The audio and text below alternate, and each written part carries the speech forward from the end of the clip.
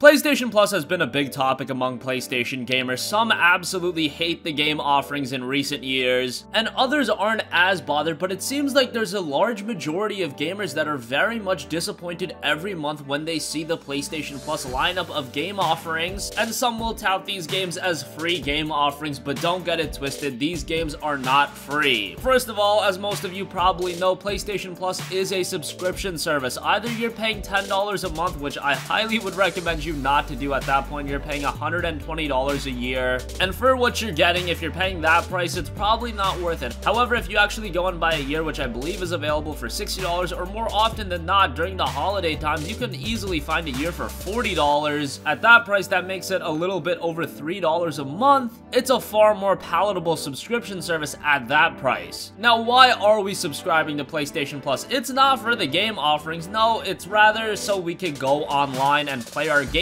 online. Now, this in its own right is very controversial. Should we have to pay to actually play games online? Personally, I don't think so. When PlayStation Plus was originally introduced back in 2010, that's not what this subscription service was. What happened back in 2010 is Sony saw all of the revenue Microsoft was generating from a subscription service like Xbox Live, and they knew something like PlayStation Plus could be a huge revenue stream, but back in 2010, all PS Plus entailed was the game offerings. PlayStation Plus wasn't tied to online access until the advent of the PlayStation 4, which at that point, if you remember E3 of 2013, they kind of snuck that in there without a lot of gamers noticing. At that point, they had already won the hearts of many gamers because they had announced that the PlayStation 4 was gonna support used games, and then right after that, they were like, by the way, PlayStation Plus will grant you access to online multiplayer, but that was swept under the rug a little bit because it was a gigantic victory. Used games were staying, but now PlayStation Plus became this almost mandatory experience unless you're one of the gamers that solely play single player experiences, which, don't get me wrong, I'm sure there are some of you like that out there. However, the majority of us play at least a few games online every year, so PlayStation Plus becomes almost mandatory, which is unfortunate because in my personal opinion, I don't believe you should have to pay to play online. I think that should just be a normal added experience of owning any console, but now when you look at the console market, the Nintendo Switch is introducing an online service. Of course, Xbox has it with Xbox Live, and PlayStation has it with PlayStation Plus, so this is a reality we're just gonna have to accept in console gaming.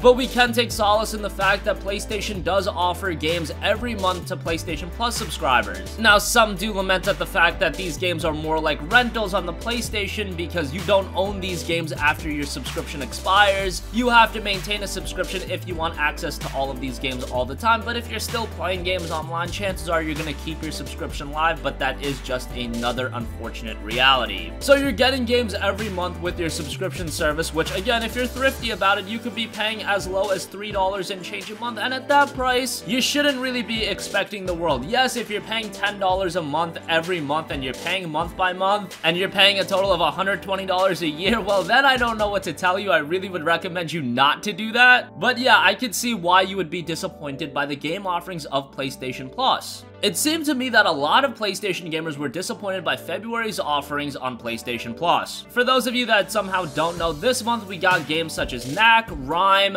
and Grand Kingdom. Now, those were all of the PlayStation 4 titles. Of course, if for some reason you're still gaming on a PlayStation 3 or a PlayStation Vita, you get a couple of games over there too. But Knack, Rhyme, and Grand Kingdom were 1 month's worth of PlayStation Plus games, and honestly speaking, I don't see how you can really be disappointed by that. Yes, you could be disappointed by the genres they offered. I guess Knack isn't gonna be up everyone's alley, but it was a retail game that was available on the launch of the PlayStation 4. It's a game that probably a lot of gamers missed out on, especially if you bought your PlayStation 4 later on. Knack probably wasn't one of the games that you looked at and thought, hey, let me go revisit that, so offering that as a PlayStation Plus title, I think that's pretty cool. Again, you could be paying $3 and change a month for Plus, so you're really not paying much to get access to these games. Rhyme was a pretty cool game. It released back in early 2017. A lot of gamers drew comparisons to titles such as The Legend of Zelda Wind Waker and a lot of the Team Eco titles. Obviously, it wasn't up to that quality standard, but it was a good game in its own right, and Grand Kingdom is a great game. It's just a Japanese game, so it has a very niche audience, but that game deserves credit. Even Sony didn't really give that game any credit when they did all the promoting for February's PlayStation Plus games. It was all centered around Knack and Rhyme, but the best game this month was probably Grand Kingdom. But again, it is a Japanese game. It's gonna attract a more niche audience, so I can kind of understand.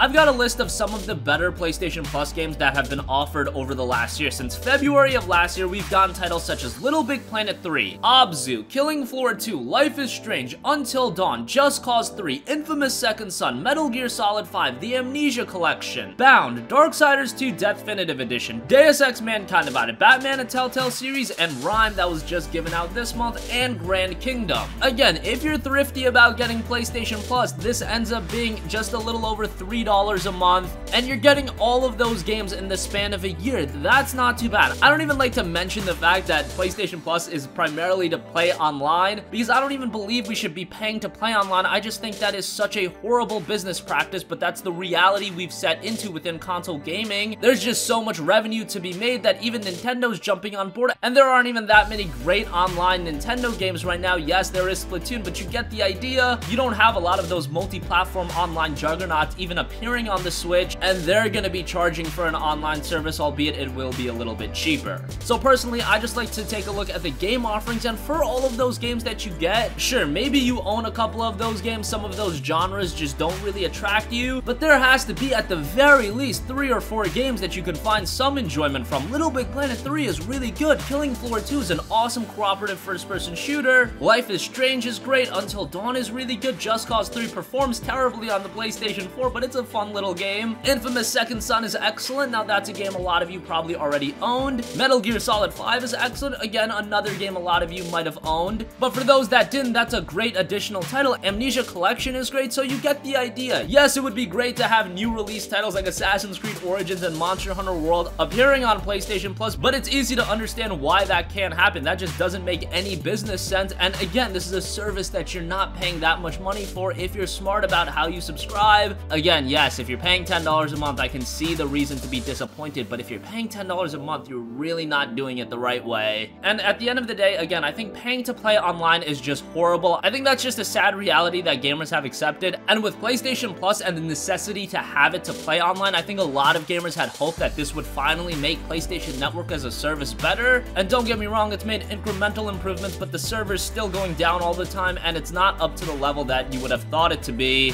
After paying $10 a month for what, over 4 years now? We still don't have PSN name changes, so explain that one to me. But as far as the game offerings go, I don't think they've been as bad as gamers have suggested. That's gonna conclude this video. Let us know your thoughts in the comment section down below. Are you in agreement with me? Have you found some games that you've gained enjoyment from over the last year? Obviously, PlayStation Plus has been around a lot longer than that, but I just wanted to take a look at the games of the last years, just so there's a little bit of relativity. And hopefully with 2018, we see more great games. January was an absolutely awesome month that didn't get much credit. We got Deus Ex Mankind Divided and Batman the Telltale series in January, and again, I think February was criminally underrated. A lot of gamers bash February's game offerings, but I don't think they were as bad as a lot of you guys suggested. But hey, that's your opinion, and you're absolutely entitled to it. Sound off with your thoughts in the comment section down below. Thank you for watching, and goodbye.